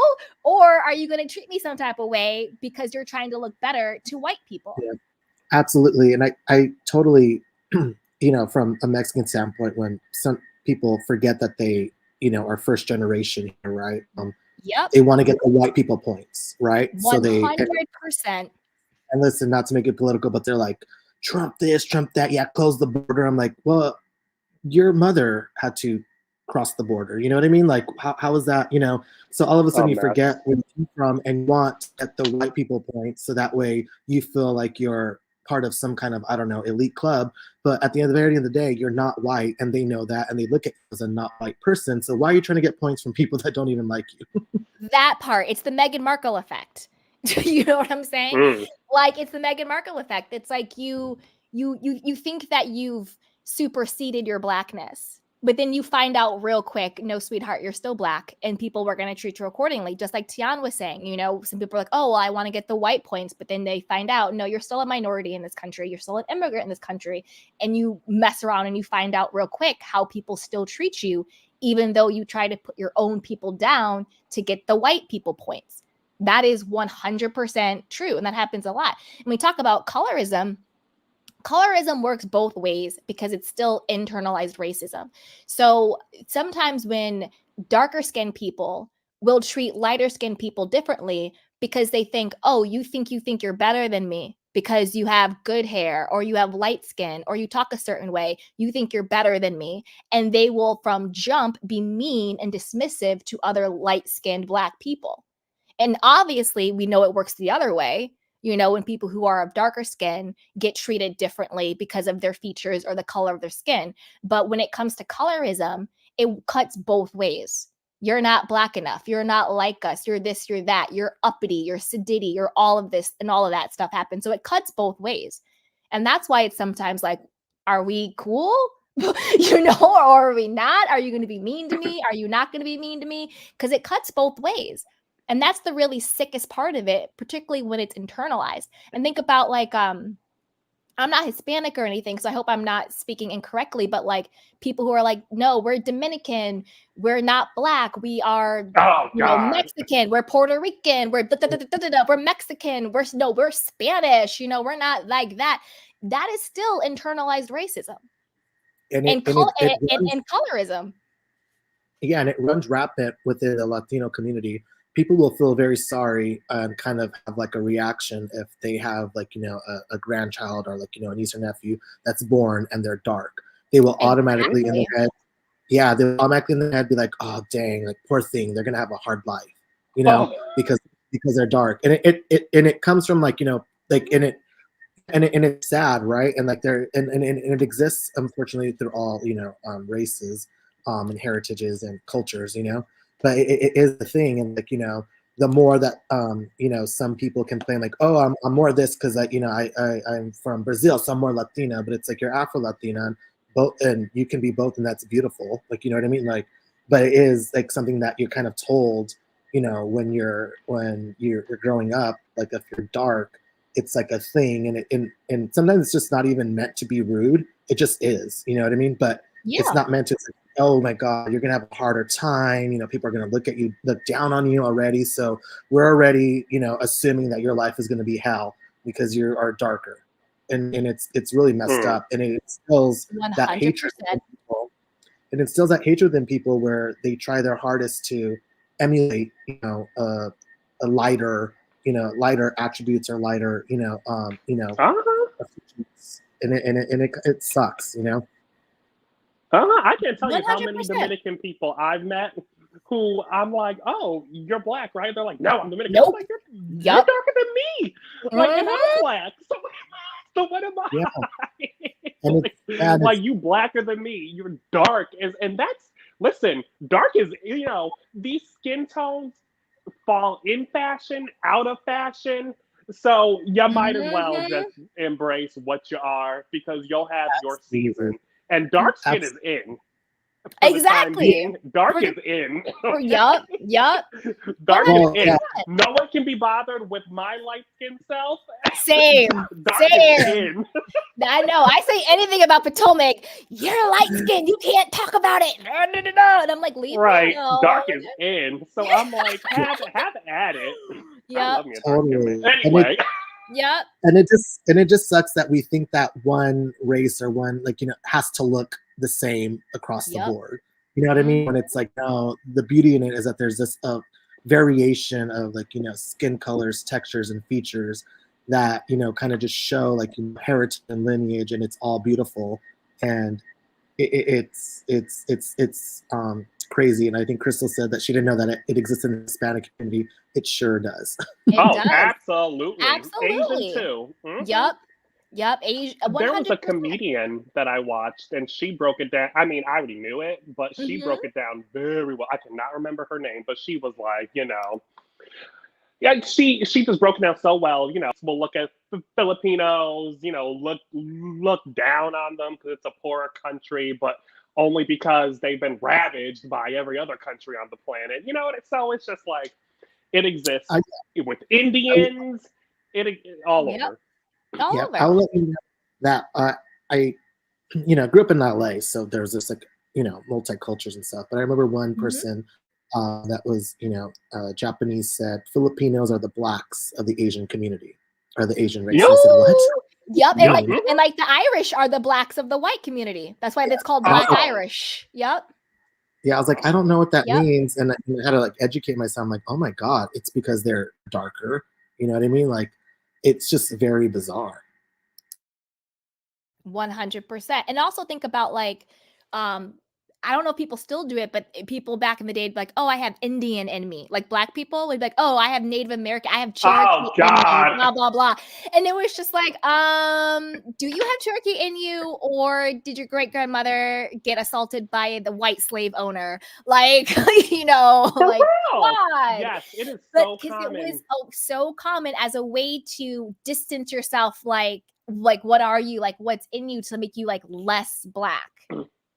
True.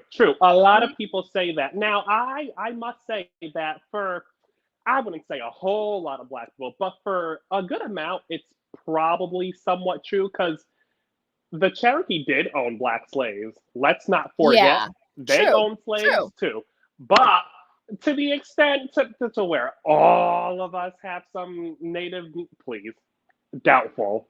Very doubtful. exactly. But a lot of us, most of us, actually, yeah, most of us have some European, absolutely. And I don't think that should be used to downplay your blackness. But again, that's what people try to do, to distance themselves from it. You know, if Dominicans will do it, and even will do it, as black people will do it. Like, we are visibly black, and we'll be like, I'm not all black. You know what I mean? Exactly. That is insanity. Yeah. Like, people are like, what are you? But what are you really though? And I'm like, black? No, but like, yeah, I can't but what do that. you mean? I'm black? Like, Yeah. like Right. what? It's And they like, get so offended that I don't take the bait and try to like water you can't down be my pretty and black, blackness. so. Exactly. You can't be pretty in black. You can't talk the way you talk in black. You can't be so educated the way you are in black. It's like, excuse me? I'm just black on black on black on black. I don't like, obviously there's other stuff in there, but I don't even give them an inch. I'm like, nope. Where are you from? America? Where are you from? Like, right, exactly. Yeah, oh my America. goodness, what a mess. Yeah. And it's interesting. I heard of it. Connecticut? What? You know what I'm saying? Yeah. Like, get out of here. Wait, you're from Connecticut? I'm from upstate. Yeah. Oh, okay. Yeah. Well, Anyway, I know. Oh, I didn't know that. I thought you were born and bred on the West Coast. No, I'm a West Coast girl now, but I'm an East Coast tri-state girl by birth. Yes, I'm East Coast in my blood. Yes. Like, I'm actually East Coast now because I'm back home for the holidays with my family. But I live in California as like in like my adult life. But no, I grew up on the East Coast. I'm East Coast girl. Oh, okay. Jacob, where'd you grow up?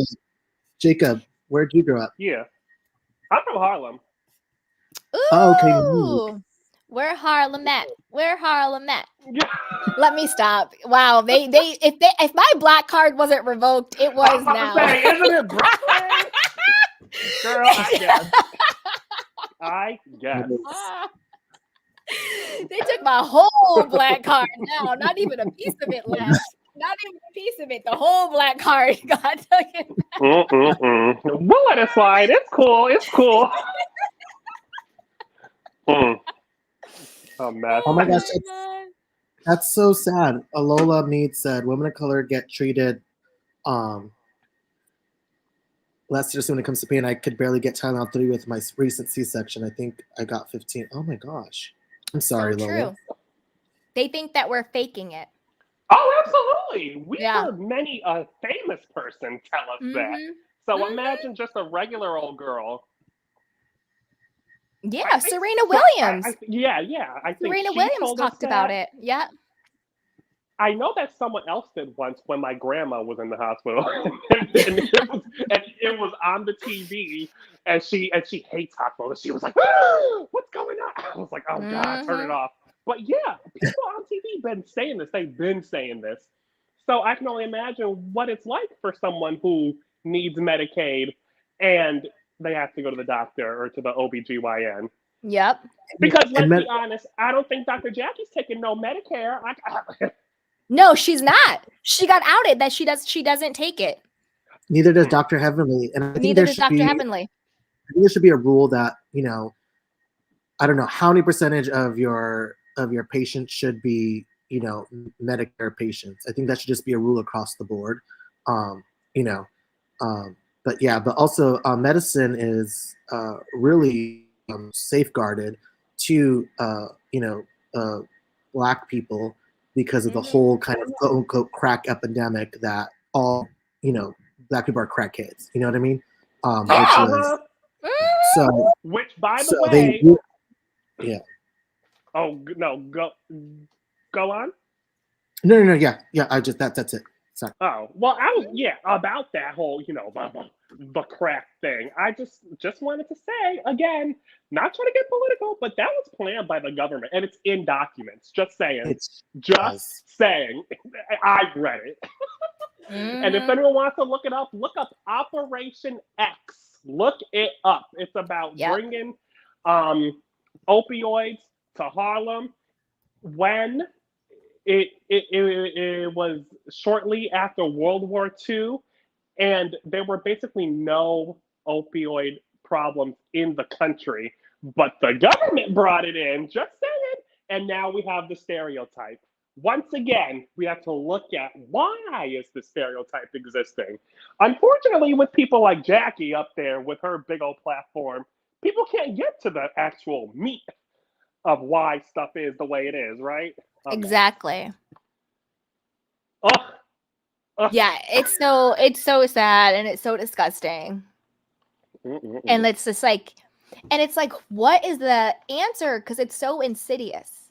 And it's also so and when I mean like insidious, you're not even aware of it because at this point everybody has certain, prejudices and biases that we are subconscious and aware of and not aware of. You know what I mean? It's like, how do we fix it? How do we get out of us? Like I myself have certain type of like internalized misogyny sometimes, as a woman. Absolutely. I have internalized misogyny sometimes and I have to check my own views on, a woman's place or a man's job. And I'm like, wait a minute, I'm so liberal and I'm so, woke and like, but I'm still like, should a woman really be doing that? Like, what I mean? We're conditioned, right? We're conditioned. Right. And I think more people need to admit that, and that's okay. Because all of us have been.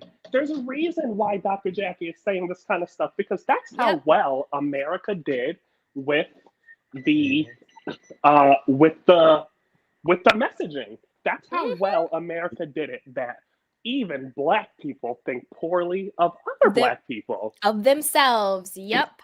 And I think the way out of it is, look, as I don't like TikTok, but I am loving the history side of TikTok. Mm-hmm. And because look, I read about this stuff all the time, but I even learned a whole bunch of stuff from TikTok. Me too. I do 95% of my research on TikTok. Hey, Yes. Kander. Hi, everybody. What is the group age of these women? What's talking like this? Are they in the 40s, 50s? I think they're in their 50s, maybe? They Yeah. know Jackie is, I better. think. They know better to be talking like this, Candy. They really do, because Does they were she? well, they were well aware of social Mhm. situations back in the 80s, even before that, and they know what they do and where they're going.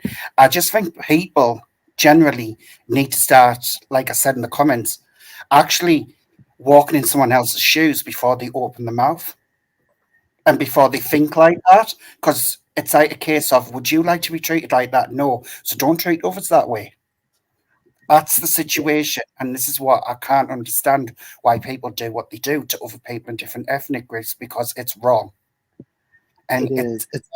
it just doesn't sit right with me. It hasn't since I've been a child, and it might have been the way I was brought up. I don't know, but I know something. There's something in social education, media education, government education. The crowds and the peer pressure and stuff like that. You've got to be a certain way and fame and stuff like this. You get to a certain age when you become an adult. You look around and it's your choice if you want to behave like that or wake up and see people. Absolutely. And that's the choice you've all got to make. And it's not about being woke, it's about being awake and acknowledging people and actually putting others before yourself as well. Because I think there's something definitely missing. Because when I was younger, I wouldn't dare go on like how people go on today. Would not dare. I wasn't brought up that way. And it's the lack of respect what people have for each other. And it's just like selfish. And like it comes across me, I'll just do what I want because I feel like that. I'll just take my crap out on this person because I think they below me. That kind of stuff. It's really bad. It's like having to basic manners and respect. It's And I crap. think, Candor, you're right. I think education is key, right? You as an adult have the responsibility to educate yourself. And this is the reason why here in the States, Ron DeSantis is trying to erase Black history. It's why these, and again, not to make it political, but they don't want you to know why all this stuff exists now is because it was, propaganda by the government, right? And what they're trying to do now is erase everything that shows that the United States hates minorities, right?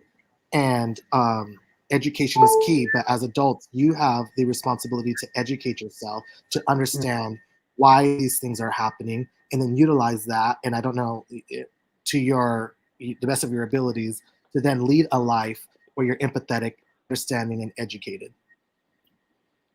It's happening slowly but surely. All these women that are calling her out, and the fact that all these people are on TikTok with showing us old documents from the 20s or even older, proving the government wanted this, and now this is how it has manifest. People are learning slowly. If only they could learn faster, but I guess we just have to wait. The thing is, what I don't get with people is, since when has it been a weakness to actually care for someone else? Someone might not look like you, might not be from the same culture or ethnic group as you, but when is it a weakness just to care about someone else and put yourself out there and act normal? It's not. It's a weakness to act horrible towards people and closed off. Let's see people for what they are and what they're about and learn to be happy, because there is something wrong going in the system. Absolutely, but people live, basically. If no one's hurting people, let people live and be happy. Absolutely, but unfortunately, the news has taught people to be afraid of their neighbor, and exactly. Oh, who's moving next door? Oh, it's blacks. The blacks. It's like look up old videos of the 50s after segregation was deemed unconstitutional. Look at the interviews of white people being like, "Oh, yeah, they deserve to live, good lives." but not over here. You know what I mean? Because they've been sold that they have been sold the idea that, you know, that we're all crazy and we're gonna, you know, come and get you and hurt you. You know what it So is? Oh, it's go ahead. Keep going. oh no, I mean, I'm just like, you know, unfortunately, there is a whole group of people that probably won't educate themselves because they have been sold. The guy who created Fox News, Roger Ailes, he said in an interview, and he's right. He said Americans are too stupid to make their own opinion, so I'll make your opinion for you. He said, and he wasn't lying. Basically, he wasn't lying. He's correct. And look at what Fox News has become. Because they're just selling an opinion. And it works because, like he said, people are too stupid to make their own opinion. They don't want to learn. Jacob, what I've noticed with media, they always show the most poorest type or disrespectful person and blow it up as though it's fantastic and this is how a certain ethnic group behaves or acts. And it's in all different ethnic groups because it's not just black, it's not just Asian, it happens in whites as well. There's a kind of classism going on where it's just having views looking down at them and taking the piss basically out of someone who's not well educated, someone's poor, someone who doesn't know better, someone's in a rut and in that lifestyle, and they would love to change it if they could, but unfortunately they can't because of the way the system is.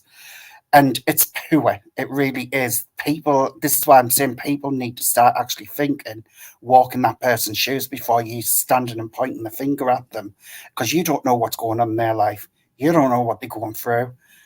You know what I mean? This is what I'm saying. It needs to change people's behavior. I mean, basically, no, I agree. Basically, what the government has done is war. Is like literally like basic war tactics. Like read The Art of War, and that's exactly what the government has done to our society. Because what they're doing is they're keeping people divided, like divide and conquer. So like instead of looking at the government and these few people in power stealing from us and exploiting us and using us, it's don't look at us. Look at your black neighbor. Look at the evil white man. Look at the violent black guy. Look at each other to keep us fighting each other so we don't actually look at the real villain, which is them. Yep. That's why it's the 1% who has all of the money, all of the influence, all of the control, because they keep the rest of the 99% divided against each other, trying to be like them while they just continue to steal and exploit. Because the truth is, if we actually united, women, minorities, blacks, whites, if we actually united and came together, we would be so powerful. We would overthrow that measly, ignorant, evil 1% just like that. But the reason why we're not powerful is because we are not focused in the right direction. We're too busy fighting each other. That's how they get people to vote and act against their own best interest. That's why you have people who will still go out here. Think about January 6th, the whole insurgents, you know? Think about all of that stuff. You have people who still work against their own best interest because it's better to go against these other people than to look at the people who are actually exploiting them. It's nothing but war tactics. It's nothing but propaganda. Don't look at what we're doing to you. Don't look at, you know, everything we're stealing from you and how we are experimenting on you and all of this and how we are exploiting you, you know, lead in the water and everything else going on. We're going to keep you guys working these, you know, rat race 9 to 5s because we think that you have a carrot of a pension. You're going to work your entire life away making me rich, and I'm going to keep you so busy and so off track and so unfocused that you don't realize that you are literally working your life away so that I can enjoy my life. Exactly. That's what they really do. Couldn't have said it better. And that is what's really going on. No, the black people are evil. No, the immigrants, they're gonna take our jobs. They're gonna take our jobs. This is our country, not the immigrants. They're gonna, you know, blah blah blah blah, and then they dehumanize us so that we can act. So when you dehumanize someone, it's called cognitive dissonance. If I don't look at you as a human being, then in my mind, I can rationalize treating you horribly, meaning doing experiments on you, putting you in cages, not paying you a decent wage, not giving you the correct medical attention that you need. Look at how many people are killed and like Black people being shot down by the police. It's because we have been taught to not see our fellow human as human. Because when you take away someone's humanity, you make them subhuman. And that's why you have people who can treat other people so evil and so poorly. Like Dr. Jackie doesn't view poor Black women as humans. That is why she is able to do to them what she does. That's wrong. And that 100%, because as long as we're fighting each other, they're still able to steal from us and to take away from us. Because look at any corporation. Why does the CEO make millions and millions of dollars when the people who are actually doing the work are struggling month to month? Does that make any sense? Does that make any sense to you? It Not really quite. doesn't. They have think about it. The CEOs of Netflix. They were pissed because they didn't get their $400 million bonus. It was only like 80 million. No. Not the poor people. You know what I mean?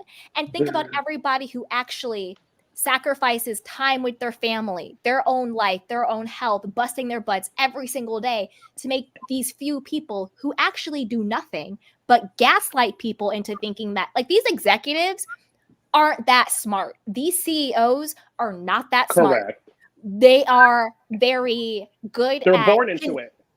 They're either Most of the time. born most of the time they're born into it, or they're like a Bezos who like create their own way into it. But what they are all really good at is convincing you that they are smarter than you when they're not. Yeah. When they're not. And that's really how everything really works. These few certain people has convinced the masses that somehow they are so powerful and they are so smart and that they deserve millions and millions of dollars. But you, the person who's actually working and creating and sacrificing, you don't deserve to take Friday off. You don't deserve to have sick days. You don't deserve to have, Medicare. You don't deserve that. Mm-hmm. It's a sickness, and people have to really look at the bigger picture. And what they do is they use things that don't actually matter, gender, race, sexuality, to create separation. Mm-hmm. And the thought that you are different or separate from one, they use that to create hate. And more than hate, stronger than hate, they use that to create fear. Mm-hmm. That's why people are fearful. I'm scared of the Black people moving in. Oh, I'm scared of the trans kids. Oh, it's fear. Do you know who I'm scared of? Afraid, when you keep people fearful of each other, that's how they control us. And that's why we're fighting over abortion rights right now. I mean, it's 2023 and we're fighting over abortion rights because they want us to fight over abortion so they can still manipulate and steal and exploit and stay the 1% while we are over here killing ourselves for basic human rights. Do you know what I'm scared of? Yeah, go ahead. These crazy panelists on these housewife reality TV shows on YouTube. What? Oh my God. Yeah. And the one that leads the pack, I think he's called Karma. No, but what I will say, it's exactly right what you're saying, down to a T, and it is the way they have the social construct. It is about divide and conquer. It's always been this way. Throughout history, throughout Europe, throughout East Asia, the whole lot, all the continents, this is what it is. It's to keep people in their places and keep their mouths shut. Chuck them a tidbit, give them something to cry over or to be obsessed in and take the emphasis off us. I tell you what I find, what's another thing, what I found was the biggest joke is how you've got to pay so much money for electricity when it can be a free source. And that is so corrupt. And that came from America. And it costs you now for electric. and it's ridiculous, and it can be a free source. It's just, this is just one little example of what they do, taxing people and taking from people. It's just one of the many things what they do. It's disgusting. People need to look into things and actually open their eyes and see what their actual rights are, and don't follow don't. I switched off from media, like watching news and stuff like that, because it's all propaganda towards a certain audience. Yes. It is in our country. Because when you look at other countries, they say a lot of different things where they're not censored.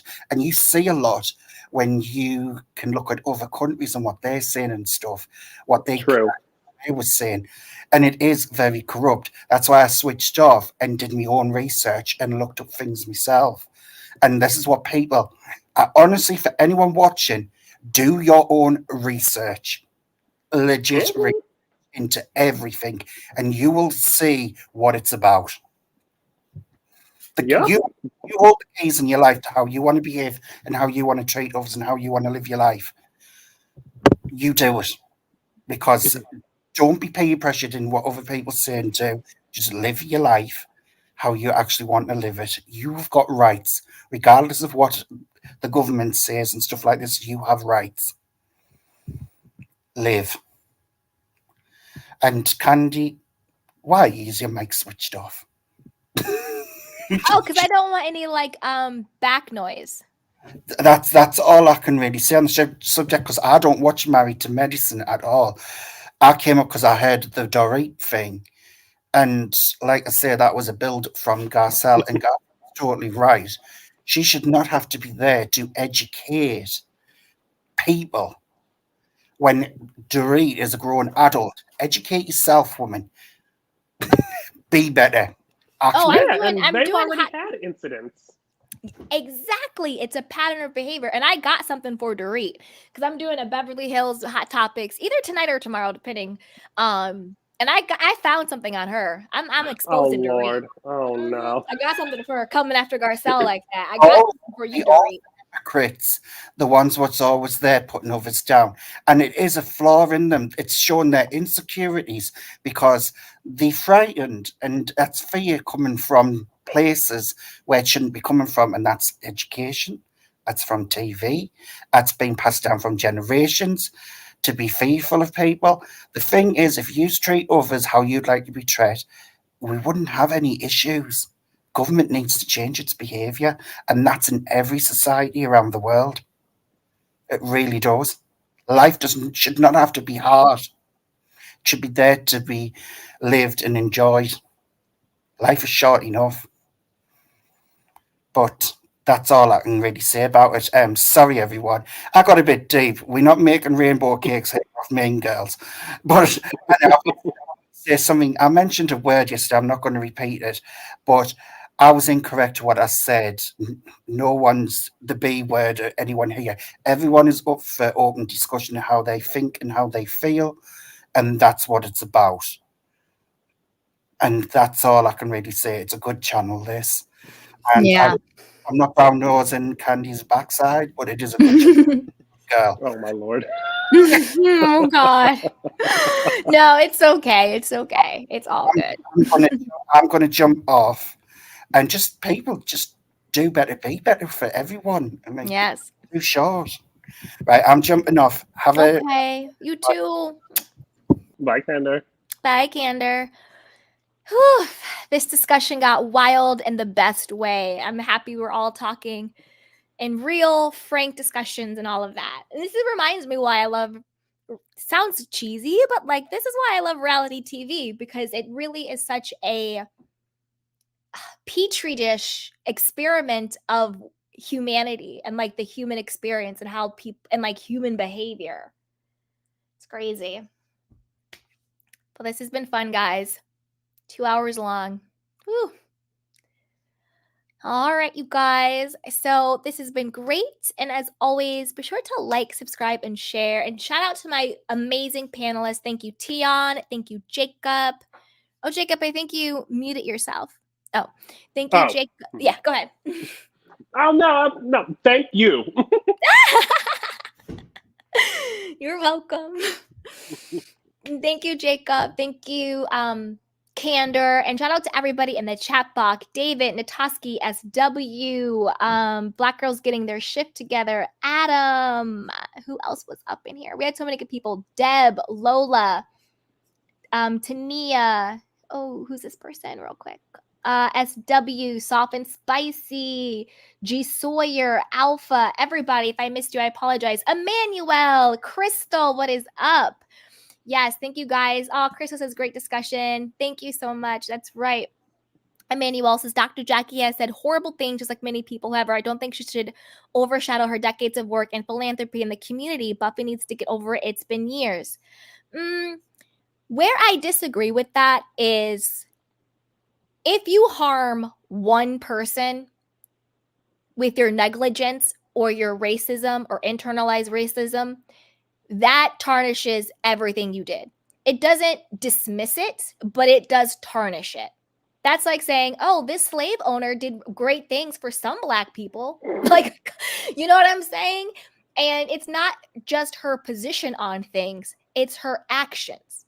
That's where I think she needs to be held accountable. Because nobody can, take somebody to court for their beliefs. You take somebody to court for their actions. And that is an issue I have with Dr. Jackie, the harm that she has done to her patients. That is where I take issue with her. But thank you guys so much. Oh, shout out to Deb. Thank you so much for holding me down. And you guys, as always, be sure to like, subscribe, and share. And we'll be doing some Beverly Hills hot topics either later tonight or tomorrow. We'll see. That's why you have to hit the notification bell so you don't miss a beat. So with that, everybody, I love you. Take care of yourself. Happy holidays. If you celebrate, be safe. And I love you guys. Bye. Bye, guys. Bye.